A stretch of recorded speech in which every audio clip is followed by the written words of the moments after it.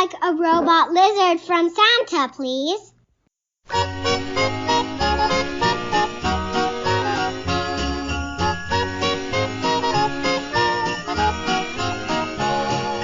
Here comes Santa Claus, right down Santa Claus Lane. Vixen and Blixen and all his reindeers pulling on the reins. Bells are ringing, children singing, all is merry and bright. So hang your stockings and say your prayers, 'cause Santa Claus comes tonight. Here comes Santa Claus, right down Santa Claus Lane. He's got a bag that's filled with toys for boys and girls again. Hear those sleigh bells jingle, jangle, oh, what a beautiful sight. So jump in bed and cover your head, 'cause Santa Claus comes tonight.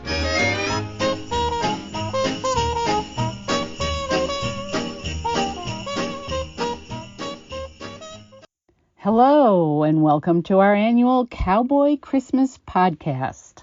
Last year, we heard from Ginia Desmond, whose father wrote the famous holiday song, Here Comes Santa Claus. We were so fascinated with her story of how that song came to be, we've decided to give everyone a chance to hear it again. As a screenwriter and movie producer, Ginia has her own 2 feet in the Hollywood scene. So let's saddle up and hear what this very talented lady has to say. Morning, Alan. Christmas Eve. You know, it's the holidays. I always said, in my business, we make holidays. We don't take them. But, you know, when you have a 4.5-year-old, you get back taking them a little bit. You know, we got her up this week to do the Polar Express train ride from Williams. Did that whole experience. She thought that was pretty magical, and she loved seeing Santa and the whole thing. So it was, you know, starting to put me back in the Christmas spirit. Well, Christmas is the best that it gets when you're 4.5 years old. It doesn't get better than that. So I know where you are and what you're doing will always be special for her. Well, and I know you guys pretty well made Duncan look like Christmas, right? Well, at one point in my life, my wife loved holidays of all sorts, and she would bake not 2 cakes, but 20 cakes, that kind of thing. And so when Christmas would come around, she not only would decorate our house. One time we had 6 Christmas trees in our house, 6. Count 'em. Oh, my. But she would then go down to the little town, where our local town, Duncan, and she would fix up the whole town. And she just loved doing that so much. And they came to count on her. And she'd go down there, and then the place would really look Christmassy. So I got so much of that I would pray we'd never have another Christmas come around, because it was a full helping and then a little more on top. Well, I think, you know, I'm with you on that. I think that's why they called me Scrooge so much. So I'm trying to get out of that now with Reagan. But today's guest absolutely has a unique connection to this season. Ginia Desmond is with us to talk about the song Here Comes Santa Claus. By the way, we were singing it, not me really, because that's not very kind to those around me, but Here Comes Santa Claus played heavily on the Polar Express, and her father co-wrote this with Gene Autry. And of course, Gene Autry shot the movie The Last Roundup extensively on White Stallion. Before we were there, Ginia has been a business owner and artist, currently is a screenwriter, movie producer. Her feature film, Lucky You Ranch, love that name, is an award-winning coming-of-age film. Her soon-to-be-released film is Crossroads, about a cowboy who is an ex-vet. And she serves on various art boards, civic organizations, plays a big role, and this is a big job, scheduling authors at the Tucson Festival of Books. Of course, our producer, Lynn Weezy Smead, is huge there, and that is a giant event here in Tucson, the Tucson Festival of Books. Welcome, Ginia. Well, thank you very much for having me. Well, it's our pleasure. We're tickled to have you, and especially now because you know you're a big wheel in the world of Christmas. So We're glad to have you. Well, I don't know about even a wheel, but I certainly, it's my favorite story. And let me set you straight on one fact. My father did not co-write Here Comes Santa Claus. He wrote Here Comes Santa Claus. Oh boy, we're corrected, and thank you for the correction. Well, sorry about that. Yeah. It was Gene Autry's idea for my dad to write him a Christmas song because he was Grand Marshal of the Santa Claus Parade in Hollywood. Hollywood Boulevard morphs into Santa Claus Lane along the parade route every December. So all the street signs say Santa Claus Lane. And Autry had already been the Grand Marshal once or twice. And my father was his vice president of Golden West Music. And also my father was an award-winning songwriter. He was Songwriter of the Year in the 40s, Western Songwriter of the Year. This was before they had the term country Western. And so, he'd written many songs for Autry. Autry was his partner in business, but Autry was also smart and a business owner and knew that if his name was on everything that my dad wrote, he would also get royalties. But here's the story. Do you want to hear the story? Yeah, please. Okay. It was June 21st, 1947. Remember this because it was the day before my 5th birthday. My parents were having a barbecue outside, and my dad was making hamburgers. And he sat down. My mother was sitting next to me on the bench. My dad was across the table. And I listened to my parents have a conversation. And it was that Autry wanted him to write a Christmas song for the Santa Claus Parade. And they were talking, and my mother says to my dad, Oakley, his name was Oakley Haldeman, by the way, Haldeman. Okay. My dad said, Oakley, whatever she called him. Santa Claus comes once a year, full of good cheer, is a cliche, or such a cliche, she said. And I'm thinking to myself, cliche, what does that mean? So that's why I remember that comment so much. And then she took a few bites of her hamburger, and she says, why not just say, here comes Santa Claus, right down Santa Claus Lane? So, ladies and gentlemen, it was my mother's idea to come up with the title of the song. My dad wrote the song, the entire song. Gene Autry sang the song, but my dad wrote it. Well, that's a family story if I've ever heard one. What, did your mom kid him about it later? Did she tease him a little that it was really her song? I don't think it even came into her thinking. I just don't think it ever was an issue one way or the other, frankly. I do remember, though, when my dad took me to the parade, I was standing on the curb, and he was way in the back. There was, a lot of people behind me. And here comes Gene Autry singing, Here Comes Santa Claus. And I had been talking to a little girl next to me. I remember her very well because she had blonde hair and brown eyes. Yeah. And I had never seen a blonde girl with brown eyes before. So that's why I remember her. Anyway, so when Autry is singing a song, I'm telling her my dad wrote that. And she said, no, he didn't. So I'm yelling across the crowd, Daddy, tell her you wrote the song. Anyway, I forget her. Well, you had to be proud of him. Well, yes, he was complicated. I was proud of him, but he wrote so many other popular songs in the day. But this is the one that keeps on giving. Let's put it that way. Yes, I'm so grateful that he wrote this song because it truly is the gift that keeps on giving. The royalties are good until 2065 or no 67. Kidding. Yeah. No kidding. Yeah. Well, excuse me, I'm suffering a cold. My daughter said she gave me so she could get rid of it. But, you listen to people with hits and who wrote hits and they talk about them. And it's so often a story like yours with your mom giving him the line that the song gets built around. Mm-hmm. And, it's just interesting. I think sometimes if you listen to the writers, it's one of those sort of inspirations where they see something or they hear something. But there have been a lot of renditions about of the song. Is there, other than Autry, are there others that are your favorite or one that stands out? I kind of like Elvis Presley's rendition of it, frankly. So, yeah, why not? I just want to say that, it was Gene Autry's idea. So without his telling my dad, he wanted a Christmas song for the Santa Claus parade. My dad would not have written that song. Now, he did write other songs. He wrote Santa, Santa, Santa. He said, he wrote other Christmas songs, not nearly so famous. I'm a hootin' tootin' rootin' tootin' Santa Claus. He wrote that one. I've heard that one. Yeah. Let me think of some other ones he wrote. Well, what was it like?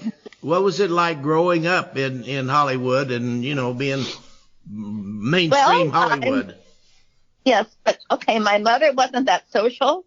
So like my uncle, my dad's brother, he was very involved in Hollywood. He was a writer, a producer, director, kung fu, all that kind of thing. But my mother wasn't that social. I know that once a year they went to Autry's house for the, expected Christmas party, and my mother kind of dreaded it. So I was not really involved with anything like that. And then my father had a heart attack when I was 10. And his doctor said to him, go back to work and die or go fishing and live. And we left Hollywood. I'll be darned. So that was the end of that. What got you to Tucson? Well, college. Okay. 1960. Mm-hmm. And I came back. I lived other places, but I love Tucson. I lived in Argentina, lived in the Philippines, lived in Denver. But I love Tucson. And your first movie was Lucky You Ranch. Tell us a little about that.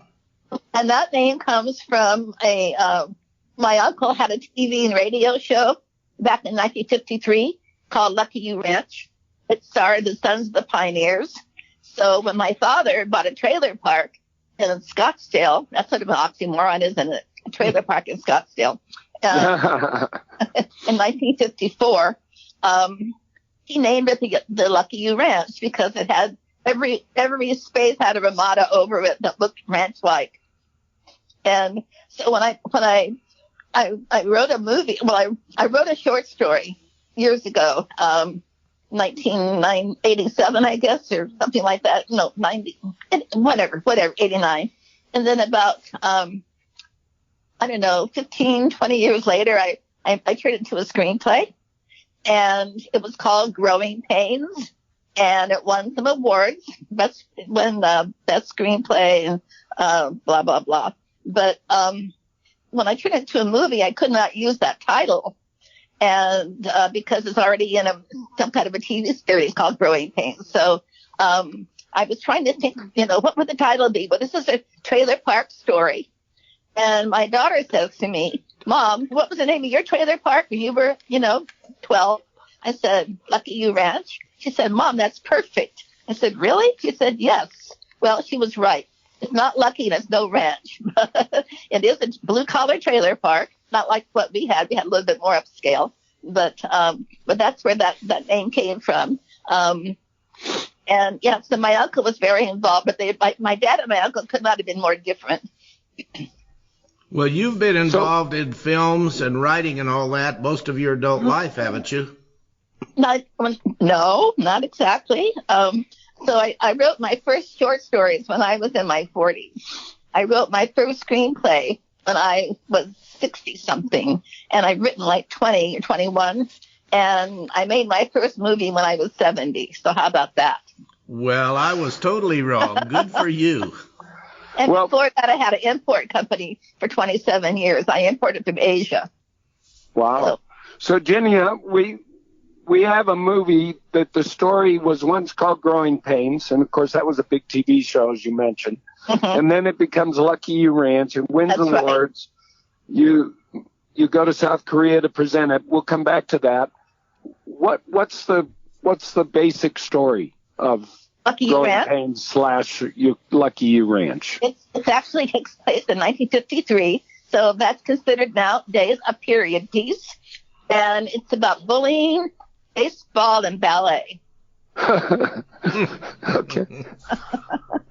And my current movie, The Crossroads, is about two people who should never have met. They have nothing in common except the hatred of the world they live in, or I should say distrust of the world they live in.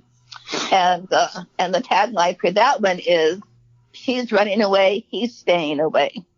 So, and that's only two people. We filmed that during COVID, so that was pretty weird. And Barry had a lot of rules and regulations about that. Well, I'm going to interrupt you right now, and we're going to take a short break, Ginia. Where I'm loving talking to you, but we'll take a short break and be right back. Okie doke. Good.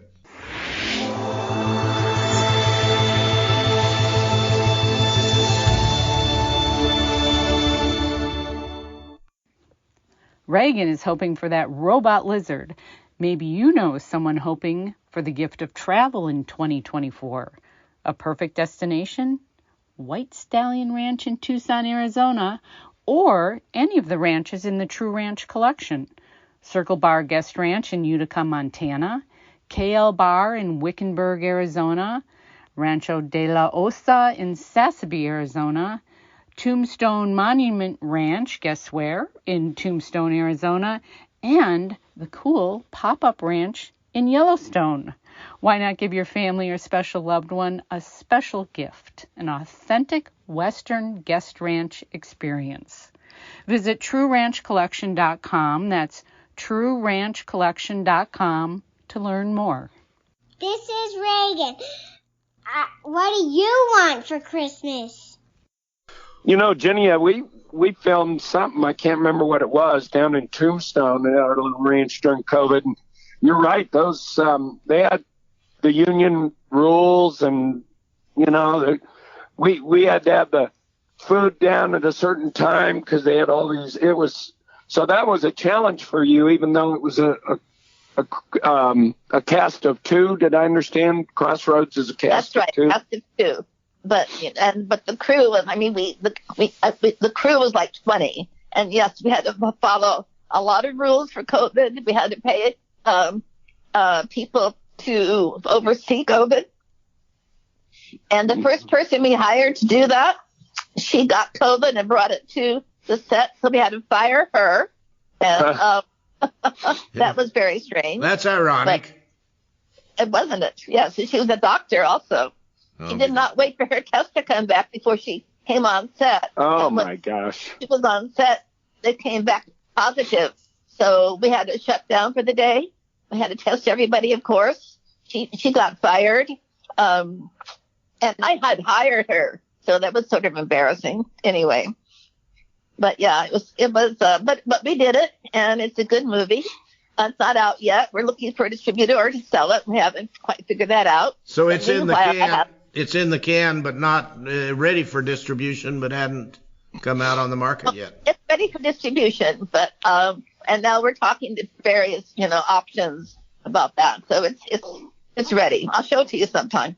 Anyway, but I am working on several other projects. My next film is going to be called The Oasis, and I'll be working on that probably early next year. I'm working with Jonathan Trudan on a TV series called Lovers, Muggers, and Thieves. It's about the combat zone in Boston, of all things. And that's going to be I wrote the pilot, and we have several other episodes that we've outlined. And I'm working with some other people, helping them with their scripts. And I'm working with Alan Williams, who's local. He directed a movie that won an award in Tucson recently. It's called 8,000 Feet Up. He was the director, and I was very impressed with him. And he wrote a prequel to 8,000 Feet Up called 10 Feet Down. And I helped him with that, and I'm now the executive producer of that. So that's cool. And then you'll love this, you guys. I've just become an executive producer of a movie called Go West. The producers are in Mesa, Arizona. It was written by a company called JK in California, and is a total spoof on the Oregon Trail. And I mean, when I say spoof, that doesn't even get it. I mean, it is the funniest script I have ever read. I think it's up for best original screenplay. I really do. They've already shot it, and now they're looking for investors to come in with $10,000 a piece and do the post-production stuff.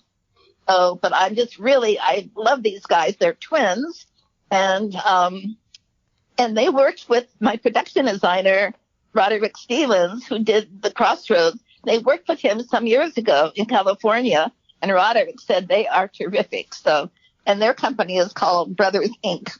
And that's on the, not on the drawing boards, but just about ready for distribution right now? Well, they're in post-production, and the sound has been done. I'm not quite sure what is left to do, but I'm not kidding. This is just hilarious. I could give you an example of what's so funny, but I won't take up your time for that. I'll tell you. And the name of it again, so we can all remember to tune into it? Go West, W-E-S-T. Go West, young man. Go West. So Ginia, you said they're looking for investors to take it through post-production, and then what would be the end run there? Is that going to go on a streamer or?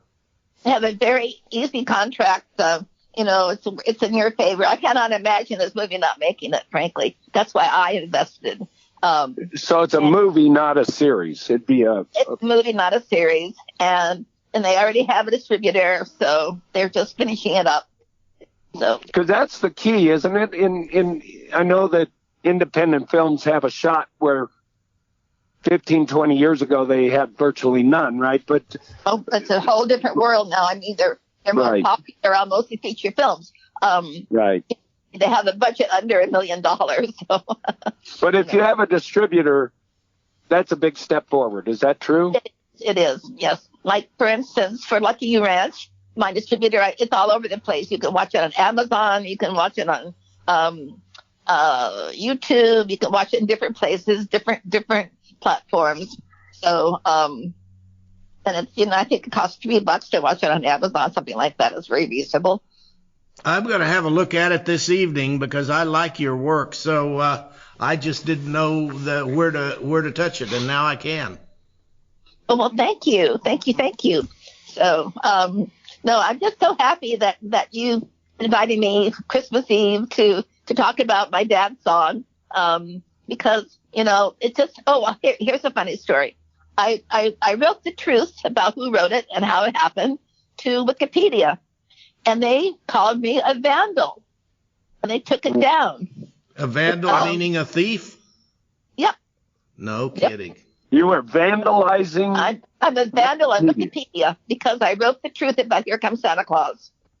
Wow. Is there any recourse to that? Can you appeal a program like this is a recourse to that. They wanted more proof.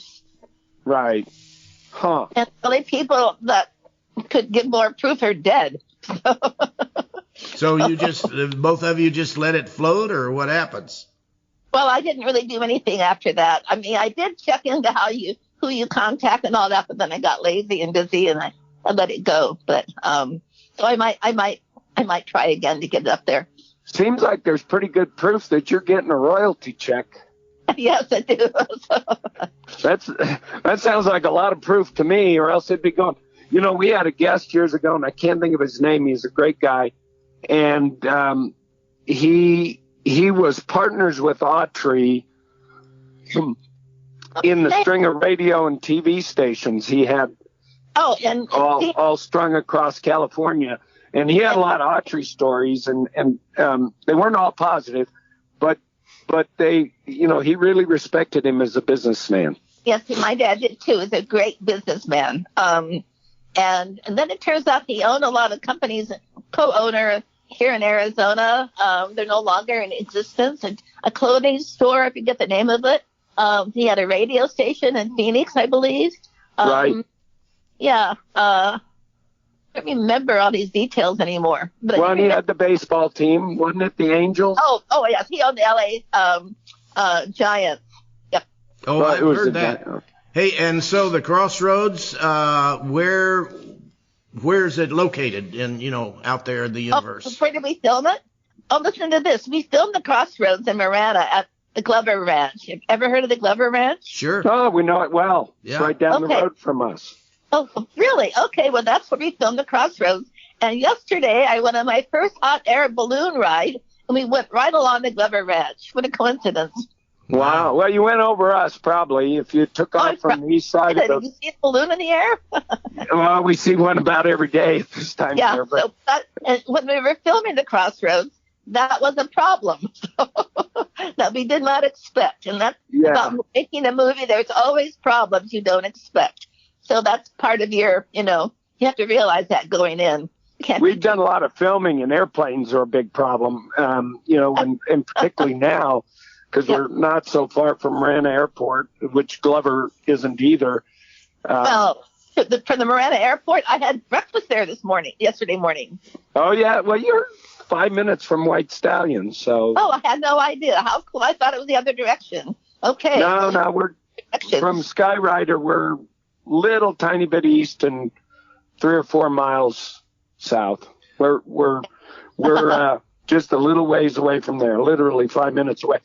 So, Ginia, I want to talk about two things. I think, I'm 62, and I've been a dude rancher and a little bit cattle rancher that, my whole life, and done a few other things and tried to help out in some other ways. But, I think anybody in this world would be, if I correctly quote you, you started this movie making screenwriting career at 70. Is that? No, I started the screenwriting career at 61.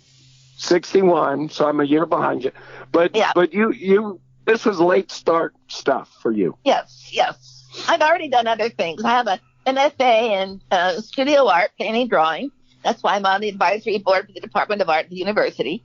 And I was a full-time artist, and then I became an importer for 27 years. So art kind of became my second thing. And then I took a screenwriting class. I took a short story class at the college, and Meg Files taught it. Nancy Wall taught it. And I discovered I loved to write, which I had never done before. And one of my stories, well, 2 of them, I just really saw as a screenplay someday. I did not know anybody who wrote screenplays. So I took a class on how to write screenplays at Bookman's, and I sent it off to somebody I knew, Catherine Conklin, because she was a what do you call it? She hired people for the movies, casting director, and she read it. She and her partner wanted to option it right away. So I wrote to I wrote to my cousin. He's a really well-known entertainment attorney in Los Angeles. He was head of Paramount for 5 years, and they're a legal department, and he's had Sally Fields as one of his clients, and he's a big deal. He's 2 years younger than I am, just a kid. And I told him I wrote the screenplay and somebody wants to option it, and he got back to me and said, what? He knew me as an importer, as an artist, all this stuff, but screenwriting? What are you talking about?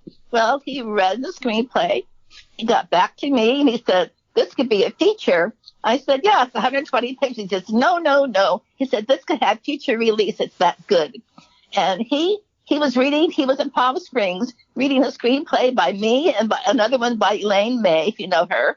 And so I said, so which one did you like better? He said, well, don't tell anybody, but I like yours better. Wow. So I became the gossip of our family for a week or two. But so I did option it, but they never made it because they were losing money in the movie they were already making. So it gave me false hope. It still pushed me into, so I've written 20 screenplays, and I won a few awards. The only ones I have ever been made are ones I produced.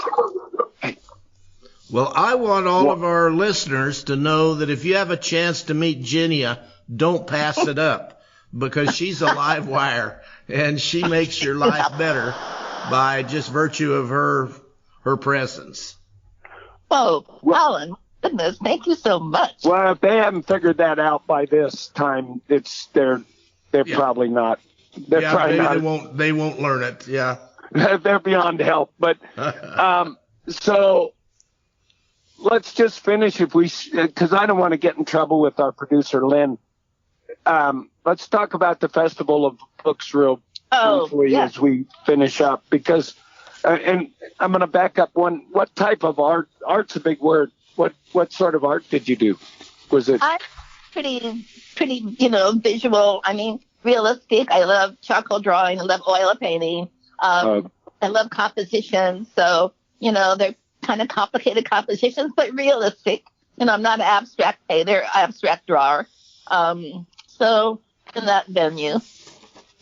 Super. So on to the Festival of Books. Okie doke. My favorite. And your role and. Well, I've been 15 years inviting nonfiction authors. So I'll tell you something. When this started, no author wanted to come to Tucson, Arizona for, to talk about his book. I mean, we're in the middle of nowhere, no direct flights. It was inconvenient. But when Bill Viner and Brenda and their friends got together and made this happen, it changed Tucson.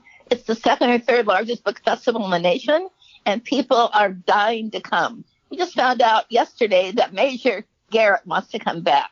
He was supposed to come on 2020 when we canceled, and so that didn't happen. And he had a book called The Big Lie. Now he has a book called The Big Truth, and he wants to come. So we're trying to find room for him because it's kind of late in the day for him to sign in. But literally, Adam Schiff, listen to this. Last year, Adam Schiff's publicist got a hold of me to ask if he could come with his big night in Washington. Can you believe that? Here I am, Ginia Desmond, kind of a nobody, sitting in Tucson, and Adam Schiff wants to come to our book festival. That's what it's done to Tucson. Can you believe that? I love it. Well, we think you're a big deal.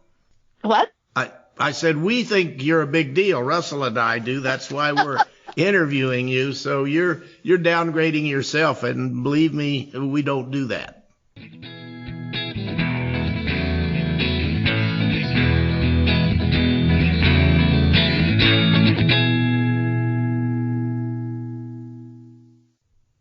Well, this has been a wonderful way. I love hearing the stories of the Christmas songs, and particularly of that one that takes me back a number of years to a long time ago when I listened to it on the radio. Thank you, Gene Autry, and thank you, Gina, for that story. I'm Stan Houston, and it is our privilege and our pleasure to put this program before you, and we thank you for all you do. And we'd be grateful for your recommendation. Visit the website, cowboyuppodcast.com, cowboyuppodcast.com, and reach out to us at the cowboyuppodcast@gmail.com, the cowboyuppodcast@gmail.com. We'd love to hear from you. And perhaps you have an idea for a guest or somebody like you who would like to audition to be on our program. We look forward to that. And thank you to the good friends at White Stallion and Russell True and his family for what they do and their sponsorship of this program. Right now, of course, the ranch is full, and we're very grateful for that.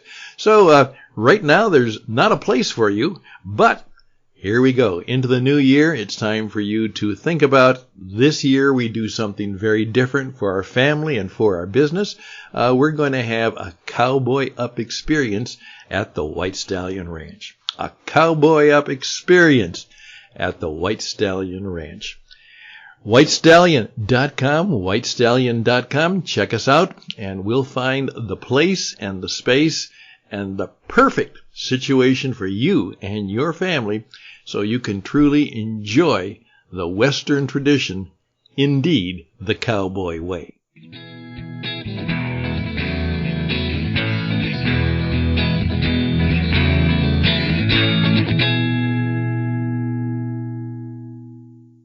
Well, Alan, I just these podcasts are often educational, sometimes inspiring, but I love hearing about people that have done a lot of different things and have found success in something new at a later age. And as somebody my age, I find a lot of inspiration in Ginia. Well, and she's just such a genuine person that it's fun. She's fun to be around. That's fun to be inspired by her. Well, get her out here and we'll have a drink. Yeah, I'll do it. And we can't ring off without wishing happy holidays to every listener. Yep. Have a great Christmas tomorrow, and we'll have a great one at White Stallion. Well, friends, our Cowboy Christmas podcast has come to an end. Thank you to Stan Houston and his production team. We will be back next week to talk about one of our favorite topics, wild horses. From all of us at the Cowboy Up podcast, we wish you a very Merry Christmas. And Reagan, we hope Santa brings you that robot lizard. Until next week, I'm Lynn Weezy Sneed, reminding you to sit tall, ride safe, and leave some cookies for the big guy.